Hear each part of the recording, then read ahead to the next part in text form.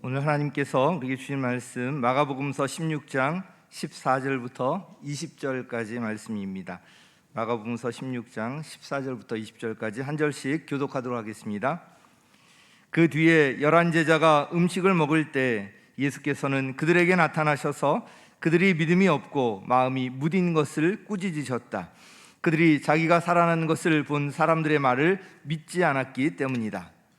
또 예수께서 그들에게 말씀하셨다. 너희는 온 세상에 나가서 만민에게 복음을 전파하여라. 믿고 침례를 받는 사람은 구원을 얻을 것이요 믿지 않는 사람은 정죄를 받을 것이다.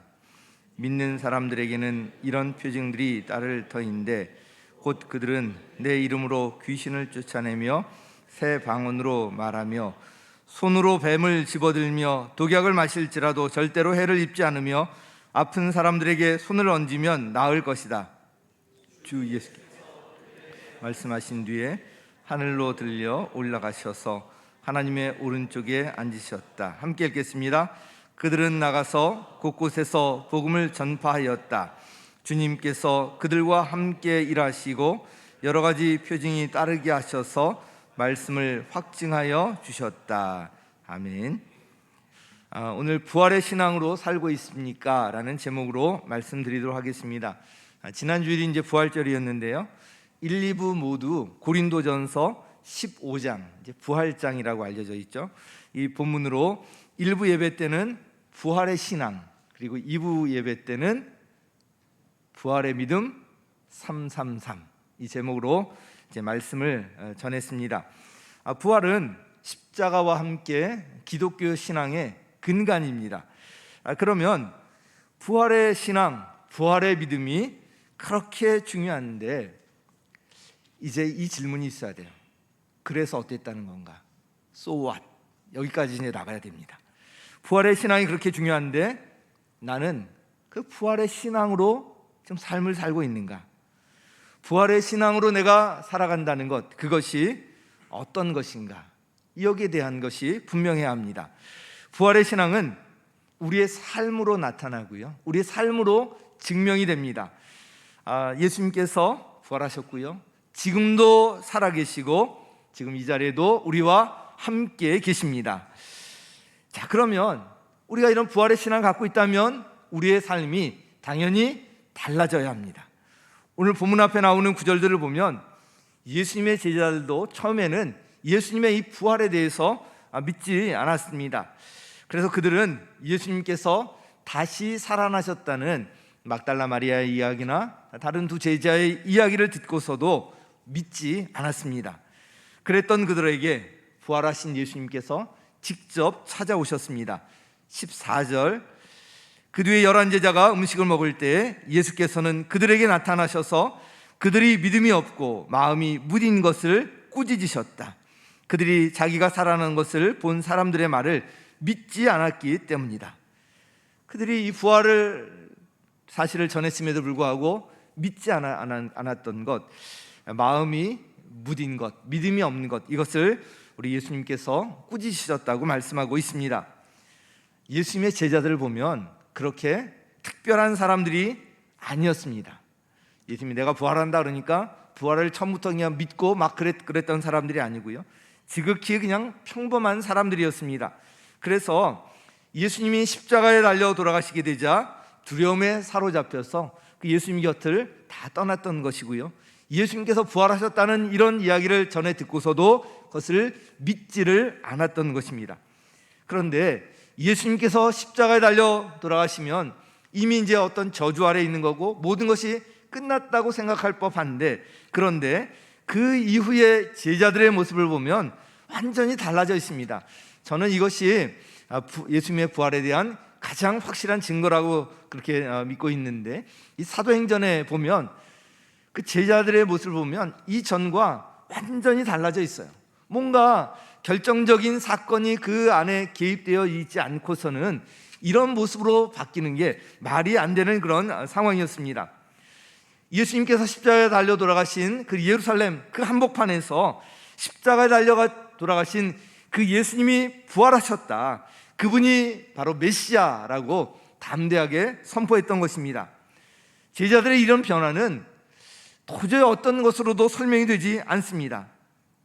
그 어떤 극적인 그런 사건이 개입되지 않고서는 도저히 있을 수 없는 불가능한 일로 보입니다.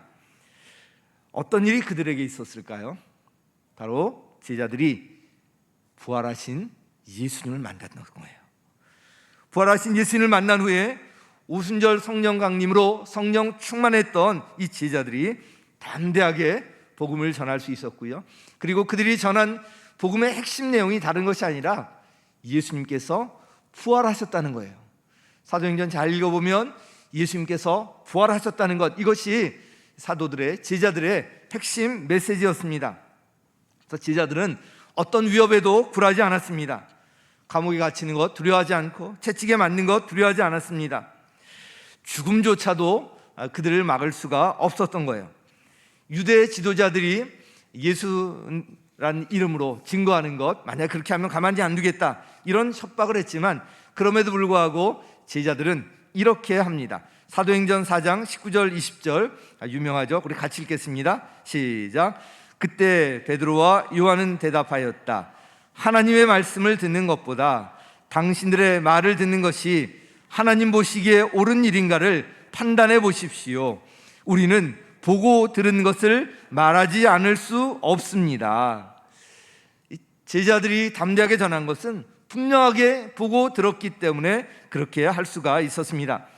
이 부활이 사실이 아니라면 제자들의 이런 변화를 설명할 길이 없습니다. 한두 사람이 그랬다면 혹시 뭔가 환상을 보았다든지 좀 약간 미쳤다든지 그렇게 생각할 수도 있겠지만 제자들 모두가 하나같이 여기에 생명을 걸고 있었습니다. 제자들의 이런 변화는 예수님의 부활, 이것이 실제로 일어났다는 것, 부활하신 그 예수님을 만났다는 것, 이것을 아주 분명하게 증거하고 있는 것입니다. 우리 신앙생활하면서 흔들림 없이 지속적으로 신앙생활하고 또 성장하기 위해서 우리 믿음의 근거가 분명해야 하지 않습니까? 믿음의 가장 중요한 근거가 바로 예수님의 이 부활이에요. 예수님은 십자가에 달려 죽으셨지만 다시 살아나셨습니다. 그리고 지금도 살아계셔서 지금 이 자리에 저와 여러분과 함께 계심을 믿으시기 바랍니다. 사도 바울은 그래서 로마서에서 구원을 언급하면서 이 점을 아주 분명하게 언급하고 있습니다. 로마서 10장 9절 함께 읽습니다. 시작. 당신이 만일 예수는 주님이라고 입으로 고백하고 하나님께서 그를 죽은 사람들 가운데서 살리신 것을 마음으로 믿으면 구원을 얻을 것입니다. 자, 예수님이 나의 주님이시다, 입으로 고백하고 시인하는 것 너무나 중요하고요. 그리고 또한 우리 마음으로 믿는 것이 중요한데, 마음으로 믿는 그 믿음의 핵심에 예수님의 부활이 있다는 거예요. 예수님의 부활이 역사적 사실이고 우리의 믿음의 근거가 바로 이 부활이고, 우리가 부활의 믿음을 갖고 있다면 그것이 반드시 우리의 삶으로 나타나고 증명되어야 합니다. 사랑하는 성도 여러분, 예수님께서 부활하셨습니다. 그러면 여러분은 지금 부활신앙으로 살고 계십니까? 부활의 신앙은 우리의 삶으로 나타나고 증명되어야 합니다. 그래서 오늘 이 시간이 부활의 신앙과 관련해서 우리 자신을 돌아보고 점검하는 시간이 되기를 바랍니다. 그리고 다시 한번 부활의 신앙으로 무장하는 그런 시간이 되기를 간절히 바랍니다. 오늘 세 가지 질문으로 말씀을 전하도록 하겠습니다. 첫 번째, 부활의 주님을 삶 속에서 경험하고 있습니까? 같이 읽겠습니다. 시작. 부활의 주님을 삶 속에서 경험하고 있습니까? 19절 보면 주 예수께서 그들에게 말씀하신 뒤에 하늘로 들려 올라가셔서 하나님의 오른쪽에 앉으셨다. 예수님은요, 무덤에 계시지 아니하고 부활하셔서 지금 하나님 오른쪽에 앉아 계세요. 예수님의 사역이 예수님 십자가에 달려 돌아가심으로 끝난 것이 아니라 지금도 하나님 우편에서 저와 여러분을 위해서 대신 간구하고 계세요. 그뿐만 아니라 예수님께서는 약속하신 대로 보혜사 성령님을 우리에게 보내주셨습니다. 우리 요한복음서 16장 7절 함께 읽겠습니다. 시작. 그러나 내가 너희에게 진실을 말하는데 내가 떠나가는 것이 너희에게 유익하다. 내가 떠나가지 않으면 보혜사가 너희에게 오시지 않을 것이다. 그러나 내가 가면 보혜사를 너희에게 보내주겠다. 보혜사 성령님을 가리키는데요, 보내주시겠다고 약속하시면서, 그래서 내가 떠나가는 것이 너에게 유익하다. 왜냐하면 보혜사가 그래야 오시기 때문이다. 이런 말씀을 하십니다. 이 보혜사는 파라클레토스라는 말인데 원래 법정에서 사용되는 용어였습니다. 피고인을 돕는 사람, 이 변호인을 지칭하는 그런 말이었습니다. 그래서 이 파라클레토스라는 이 말에 대해서 성경에서 성경마다 다양한 번역을 하고 있는데요, 여기는 뭐 조력자다, 또 돕는 자다, 위로자, 상담자, 또 보혜사, 뭐 이런 식으로 이제 번역이 되고 있는데 우리 성경에서는 보혜사라고 번역하고 있습니다. 예수님께서 떠나가시는 것이 제자들에게 유익하다고 말씀하시면서 그래야지 이 보혜사 성령님께서 오실 수 있다고 하셨습니다. 왜 이렇게 말씀하셨을까요? 성령님은 어떤 제한된 시간이나 제한된 공간에만 계시지 않습니다. 시간과 공간을 초월해서 언제 어디서나 우리 곁에서 우리와 함께 하시며 우리를 변호하고 위로하고 상담하고 우리가 가까이 경험할 수 있는 분이신 것입니다.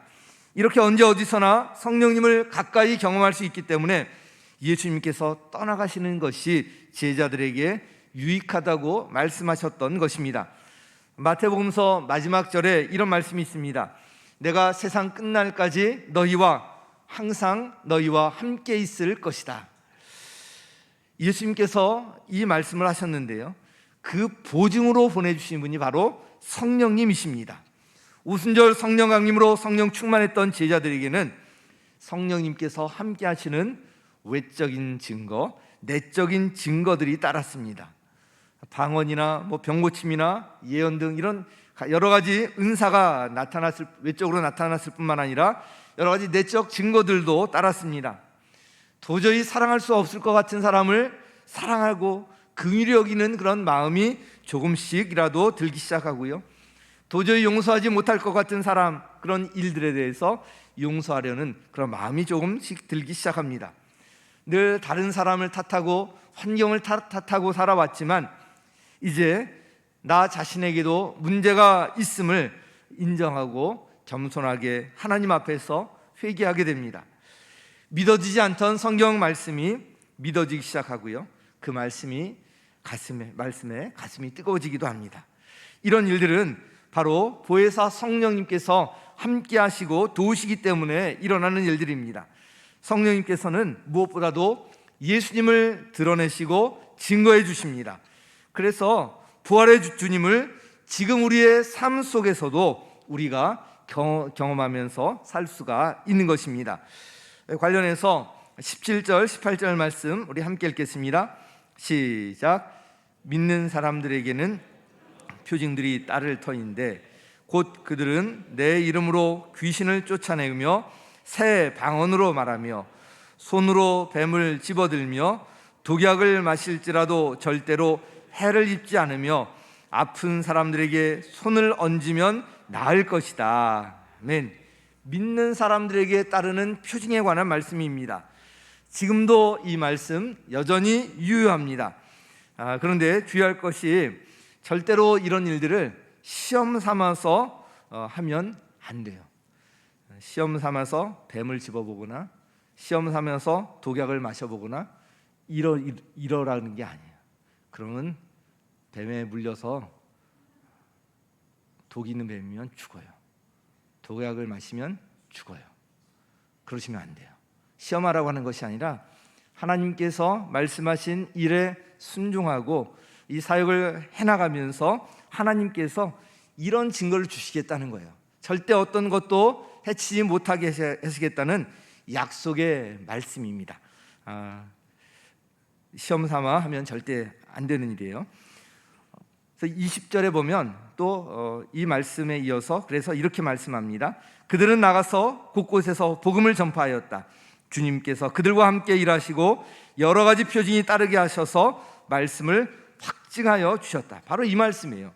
예수님께서 복음을 전파라고 말씀하셨는데 여기 순종해서 나가다 보니까 주님께서 함께 일하시고요, 여러 가지 표징이 따르게 하시고 이 약속의 말씀을 확증시켜 주셨다는 것입니다.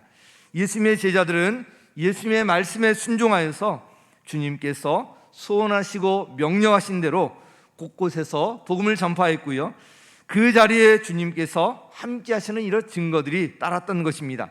제자들은 부활하신 주님께서 그들과 함께 하시는 것을 경험할 수 있었고요, 이 믿음으로 담대하게 복음을 전하며 살았던 것입니다. 부활의 신앙이 있는 사람, 이 사람이 염려, 걱정하는 것이 여러분 맞습니까? 부활의 신앙이 있는 사람이 내일 일, 장래일에 대해서 두려움을 갖고 있는 것이 맞습니까? 사실 맞지 않습니다. 염려, 걱정, 이 두려움, 이런 것들은 부활의 주님을 믿지 않는 태도를 나타내는 것입니다. 부활하신 주님께서 나와 함께 하시고 가장 좋은 것으로 나를 인도하신다는 것을 우리가 믿는다면, 그런 부활의 신앙이 있다면 염려나 걱정이나 두려움이나 이런 말들은 어울리지 않는 말들입니다. 예수님께서 부활하셨고 지금도 살아계십니다. 성령님을 통해서 그 부활의 주님, 살아계신 주님을 언제 어디서든 어떤 상황과 환경에서든 우리가 경험할 수가 있습니다. 그래서 여러분, 가정에 어떤 문제가 있거나 자녀 문제가 있거나 또 학업의 문제, 또 직장의 문제, 어떤 경제적인 어려움들, 진로 문제, 여러 가지 이제 고민들, 이런 모든 염려, 걱정, 두려움들 다 내려놓으시고 부활하신 주님을 의지하시기 바랍니다. 부활하신 주님께서 도우시고 인도하시고 가장 좋은 길로 함께 하실 것입니다. 특별히 오늘 말씀을 보면 믿는 사람이 아픈 사람에게 손을 얹으면 어떻게 해요? 나으리라 약속의 말씀이 있습니다. 보니까 이 코로나19 2년여 지나면서 몸이 연약한 성도님들이 많이 계신 것을 또 알게 되었습니다. 코로나19 확진 이후에 그 후유증으로 고생하고 있는 분들도 계시고요, 항암 투병 중인 분들도 여러분 계시고요, 또한 수술 이후에 회복 중인 분들, 여러 몸이 약한 분들이 계시는데 오늘 이 말씀을 붙드시기 바랍니다. 주님께서 이 땅에 오셔서 주님께 나오는 모든 병자마다 다 고쳐주지 않으셨습니까? 그 예수님께서 부활하셨고요, 그 부활하신 주님께서 이 약속의 말씀을 주셨는데 그 약속하신 대로 여러분을 치유하실 것입니다. 오늘이 그 시간이 되길 바랍니다. 사랑하는 성도 여러분, 우리 주님은 살아계십니다. 부활의 주님을 삶 속에서 이렇게 경험하며 사시기를 예수님의 이름으로 간절히 축원합니다. 자, 두 번째 질문은요, 그럼 부활의 소망이 있는가입니다. 같이 읽겠습니다. 시작. 부활의 소망이 있습니까? 고린도전서 15장 23절에 보면 그러나 각각 제 차례대로 그렇게 될 것입니다. 첫째는 첫 열매이신 그리스도요, 그 다음은 그리스도께서 재림하실 때 그리스도께 속한 사람들입니다. 예수님께서 부활의 첫 열매가 되셨다고 했잖아요. 그러면 이제 첫 열매면 둘째, 셋째 계속 나오게 되겠죠. 바로 예수님을 믿는 우리 모두 부활하게 된다는 말씀입니다. 고린도전서 15장은 전체가 다 이 부활에 관한 말씀, 그래서 부활장이라고 하잖아요. 그만큼 우리 신앙에서 이 부활의 믿음이 중요하다는 것입니다. 사도 바울은 이렇게까지 말합니다. 고린도전서 15장 19절, 그리스도 안에서 우리가 바라는 것이 이 세상에만 해당되는 것이라면 우리는 모든 사람 가운데서 가장 불쌍한 사람일 것입니다. 사도 바울이 이 말씀을 한 것은 부활에 대한 분명한 확신이 있기 때문에 그렇게 할 수가 있었던 것입니다. 그가 죽을 고비를 수없이 넘기고 힘들고 어려운 수많은 고비를 넘기면서도 흔들리지 아니하고 끝까지 이 복음을 전할 수 있었던 것, 바로 이 부활에 대한 분명한 소망이 있었기 때문이었습니다. 그래서 부활에 관한 이 소망으로 산다는 것, 이것은 시선이 하나님 나라를 향해 있다는 것입니다. 그러므로 우리 부활의 소망이 있는 사람은 하늘의 소망을 두고요, 눈에 보이는 것을 따라 살지 않습니다. 그래서 고린도후서 5장 7절, 우리 집에 이제 와보신 분들은 아시겠지만 우리 벽에 이렇게 붙여놓은 말씀입니다. 우리 함께 읽겠습니다. 시작. 우리는 믿음으로 살아가지 보는 것으로 살아가지 아니합니다. 다시 한번 읽겠습니다. 시작. 우리는 믿음으로 살아가지 보는 것으로 살아가지 아니합니다. 우리가 부활의 주님을 믿고 부활의 신앙으로 산다면 믿음으로 산다는 거예요. 눈에 보이는 것을 따라서 무작정 사는 것이 아니라는 것입니다. 믿음으로 산다는 것, 그것은 바로 이 하나님의 나라, 영원한 진리의 세계를 바라보고 소망하며 산다는 것입니다. 영생을 바라보고 소망하며 살아가는 것인데요, 이 영생에서 바라보면 이 세상에서 삶은 한 점에도 지나지 않습니다. 크리스천들은 비록 이 땅에서 살고 있지만 천국 하나님 나라를 바라보며 사는 사람들이 우리 성도 크리스찬들입니다. 즉 보이는 것을 바라보고 따라가는 그런 사람들이 아니라 보이지 않는 영원한 그 진리의 세계를 바라보고 소망하며 사는 사람들입니다. 세상에 보면 참 안타깝고 답답한 일들이 너무나도 많습니다. 여러 가지 답답한 문제들이 있습니다. 그러나 부활의 소망을 갖고 살아갈 때 이 세상에 살면서 어떤 상황 속에서도 우리는 결코 낙심하지 않을 수 있습니다. 고린도후서 4장 16절 우리 같이 읽겠습니다. 시작. 그러므로 우리는 낙심하지 않습니다. 우리의 겉사람은 낡아가나 우리의 속사람은 날로 새로워집니다. 아멘. 우리의 겉사람이 낡아간다고 되어 있잖아요. 사람은 누구나 늙게 되어 있습니다. 우리 허주영 목사님이나 또 서주만 목사님 뵈면 30대이시거든요. 제가 30대일 때가 굉장히 그리울 것 같잖아요. 거울을 볼 때 더 심각해집니다. 머리카락이 한 올 한 올 빠지는 거 보면 내가 이렇게 계속 늙어가고 있나 이 생각이 들어요. 그런데 낙심하지 않습니다. 왜냐하면 겉사람은 그렇게 되지만 우리 속사람은 어때요? 날로 새로워질 수 있기 때문에 그래요. 그리고 진짜는 속사람이에요. 우리 육신은요 다 흙으로 돌아가고요 이제 사라져요. 부활의 몸을 주님께서 새 몸을 주실 거예요. 그래서 우리가 갖고 와야 할 중요한 게 뭐냐면 우리 속사람이에요. 속사람이 새로워진다는 이 생각을 하면 우리가 60, 70, 80이 되어서도 결코 낙심하지 않습니다. 예수님을 믿는 우리 안에는 영원히 썩지 않는 속사람이 있습니다. 겉사람은 낡아가지만 속사람은 날마다 새로워질 수가 있는 것입니다. 부활하신 예수 그리스도로 말미암아서 우리 모두 새 생명을 얻었고 우리가 새로운 피조물 뉴 크리에이션이 다 되었지 않습니까? 이 속사람은 그리스도를 믿는 믿음 안에서 우리를 늘 새롭게 하고 예수님을 닮아가게 하고 예수님 오실 때까지 우리 계속 성장 성숙할 수가 있습니다. 그러므로 우리는 어떤 일이 닥칠지라도 어떤 상황 속에서도 낙심하거나 절망하거나 포기할 필요가 없습니다. 우리 크리스찬에게는 낙심이라는 단어가 아예 머리에서 지워져야 돼요. 사전에서 제거되어야 돼요.